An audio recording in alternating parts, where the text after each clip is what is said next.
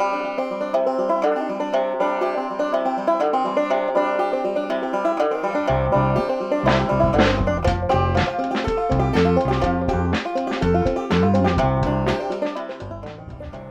gang, so today we're having a look at what I've seen coined as the category of compact e-cargo bikes.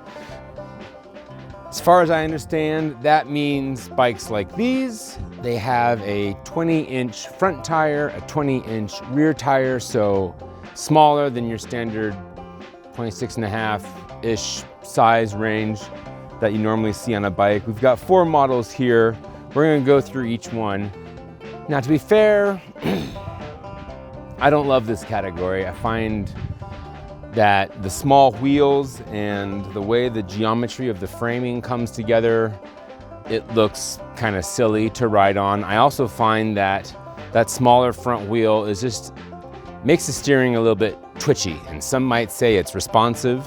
But generally, when I'm riding one of these bikes, I'm not doing any sort of like performance where I need stability. I'm usually carrying my kids on the back. And for that, the overall best e-cargo bike, in my opinion, is still the Xtracycle Swoop. You like the step-through frame or the RFA, either of those have that larger front wheel. They do have a smaller back wheel, which is great for keeping that center of gravity low, and that's what you see on all of these bikes here. But we're gonna kind of go through some of the features on each of these bikes, because there are a few little things that's worth noting if you're shopping for an e-cargo bike to either haul your kids or haul groceries, or maybe take the place of what would have been a second vehicle in your household.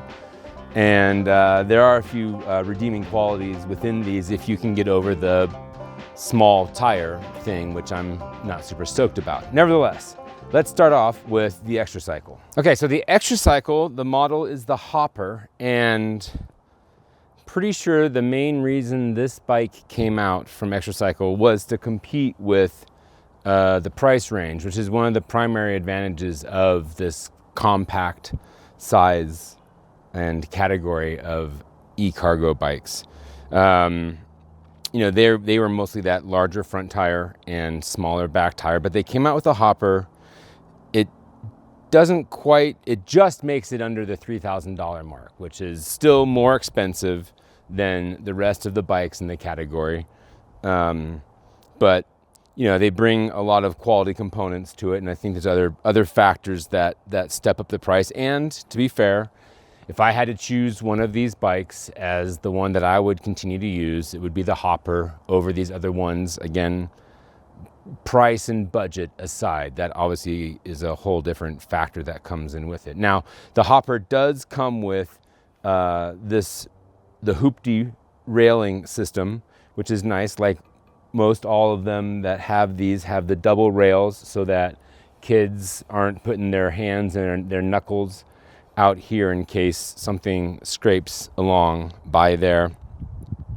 The other thing that the Hopper really has going for it is the kickstand. It is the best kickstand, meaning it has the widest feet, the best surface area on the kickstand. So even though I've got it parked on the bricks here right now, when it's parked in grass or soft ground, it still holds up really nicely, which is great for when we're at farmers markets or festivals or up at a concert in the big field, and you don't have to worry about the kickstand sinking into the ground, as is with the case, or has been at least with the case of other bikes. It does have a nice round sort of coaxial style plug in, so you don't have to worry about orientating your plug just the right way. And then it does come with this dual level adjustable seat. It does have a pretty nice wide range. My wife and I are similar in size, so we can pretty much ride a bike with the seat at the same setting, though I think she does drop it down on occasion depending on what she's doing. Now, the one downside for the Hopper, which I can't quite understand, is the pannier system. It's interesting. I've always appreciated being able to leave panniers on and just use them as needed. These ones will get, they kind of sit on the railing. If the kids are on the bike and their feet are down here, find some way to tuck that up. Now, they do have another system that is more of a netting, which has worked well, but to be totally honest, we are not a huge cargo carrier on these bikes. We're pretty much just carrying the kids around, and if we have stuff, we put it in the front basket, and then the kids will have their own little backpacks and that sort of thing. So it's also not the most convenient to put on and take off. It's a whole Velcro system, up on these upper bars, and you've got to take a moment to feed them in. We'll talk about a bike that has an amazing cargo removal system. So if cargo is your thing, that's more going to be your bike. So anyway, that's the Xtracycle Hopper from about 2 years ago. So it came out a little bit after a lot of these other bikes started coming on the market, and Xtracycle decided to say, hey, we want to get in on that game as well. The Aventon Abound is my next choice of favorites, if I had to pick favorites within this category.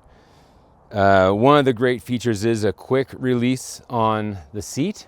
So again, if you and your partner and are different sizes or significantly different sizes, and you have to adjust the seat quite a lot between the two of you, trading back and forth and hauling the kids and the cargo, then that's certainly a feature worth checking out. Now, the Abound is the bike that has the best cargo system. A few of them, this one and the Lectric, have these sort of formed bags. They have some plastics in here to create a boxy shape, a few buckles to keep it buckled on. But the best is, this is how easily this guy comes off, just with these two plastic clips right here. Very similar to some panniers that you've seen on commuter bikes and other bikes. So if you are going to go back and forth between kids and cargo, the Aventon Abound is a really solid choice. It also has this handy pocket right here in the middle of the frame, because they've put their battery inside the down tube here, which can be removed. And they do not have a coaxial type, so you do kind of have to fiddle with the plug to get it to plug in. But you can also, like with all the other bikes, take the battery out and take it inside or charge it somewhere else. So I find plugging it in, leaving it all together is a good option. A nice feature of the Aventon is this handle they've put on under the back of the seat. Sometimes when you're having to adjust how the bike is when you're parking it or getting ready to lock it up at the bike rack or something, instead of having to kind of go back and forth with twitching the steering, you can just lift it up by the back. Now that can be accomplished by, grabbing the tubes for some of them, but it's really nice to have have this on the back of the Aventon, so good advantage there. Now, something the Xtracycle does not have, which for me is totally fine, but is collapsing handlebars. You have to lift up the little safety. There it goes. And then, and that's for storage. Now, for me, if it's, the handlebars are not much wider than the panniers and the rails on here. So, other than maybe vertical space, if you want to slide this into under a shelving, and if you have other vertical space that you're working with, I don't find this to be a huge advantage in storage. And maybe there are I'm sure there's some circumstances where that's amazing, but again, not a feature I'm too fussed about, but if that's something you're looking for, then there it is. I should also mention All these bikes are both pedal and throttle assist. They're all class 2 electric bikes, and all the details about the specs of each bike and kind of delving into stuff that I'm not mentioning in the video is in the write-up on the website. So if you're at the YouTube channel, just click on over to there, and I'll embed this on that write-up as well. But hey, there you go. There's the Aventon Abound front shocks. I think they all have front shocks. Oh, except for the electric. Although there's a exception there. So anyway, there you go. The Aventon Abound. This is the Lectric Xpedetion. To be fair, this is their original version of the Xpedetion. There's now a 2.0 version out there now. So there are some changes. The screen went from monochrome to color. And then the orbiter, which is what they call their rear tubing system here, their railing system for the kiddos, went from this single tube to the double tube like you see on the Hopper and the Abound. And again, that's to protect little fingers that are holding on right there in case something ends up bumping up against there. We're not smushing fingers and causing more tears than necessary, which is always a big benefit in the world of raising kids. This is the 2 battery version, which is nice. They're both kind of tucked in behind there. They are a bit of an effort to get out of there, so that it's much easier to charge them, but they do have that coaxial style, symmetrical plug, so that you don't have to really have a close look at how to fit the plug in there to charge it. My personal preference, because if you have both batteries on, they'll both drain at the same rate. I keep one battery off so that I know that I always have the second battery in reserve. And I guess that's the easiest way to handle it. I don't know if the company could do something to help people not get stuck with 2 dead batteries all of a sudden, but I guess that just boils down to how you handle that yourselves. I did give the Xpedetion the most storable of the bikes because it does have the collapsible, you can easily lift that up, and then this guy tips down so you can really flatten that out. But what really makes it stand out, it's a small feature, not uncommon, but you can also take out the pedals if doing so helps you with storing the bike. Unless you take that back part off, I don't find that you're saving a lot of storage space by dropping the handlebars or taking the pedals off. Maybe if you're trying to throw it in the back of a vehicle to transport it. Kind of like the Hopper, they've got these Velcro straps that go over and onto the tubing here.